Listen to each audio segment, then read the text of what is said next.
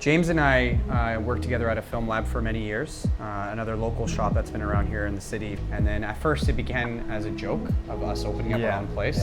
But then we kind of started thinking about, we're like, oh, this is a really good idea. We would talk about it on the shifts that we worked together. It's like, oh, what if we, did our own thing? And and then little by little, like, started getting a little more serious. And then we're kind of like, are we going to do this? And we decided to, and kind of went from there.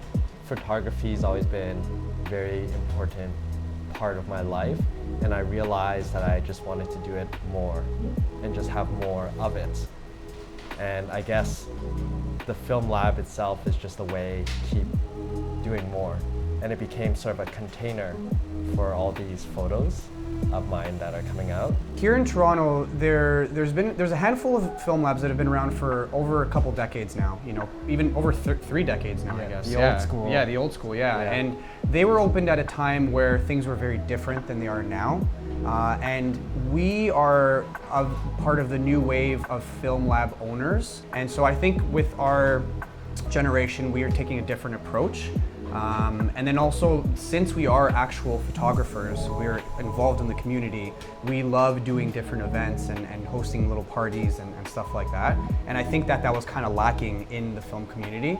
A lot of galleries do that kind of stuff, but no film labs do, And Memento is a place for people to do their shit.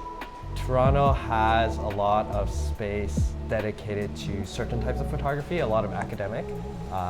We have some great schools here, but the way Helder and I came up in photography was doing it ourselves and learning by ourselves and experimenting and failing. And so this place, in relation with, I guess, art, is that we like the stuff where people try things. And if they fail, it's okay.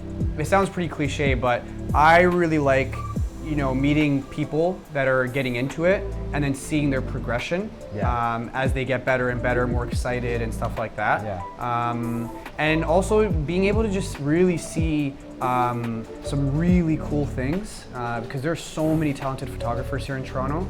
And we get to, develop their film, scan their film, talk to them when they come in and learn their process.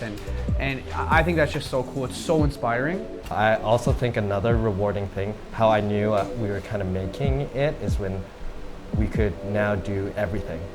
We can take the photo, we can process it, and we can print it in the darkroom or otherwise.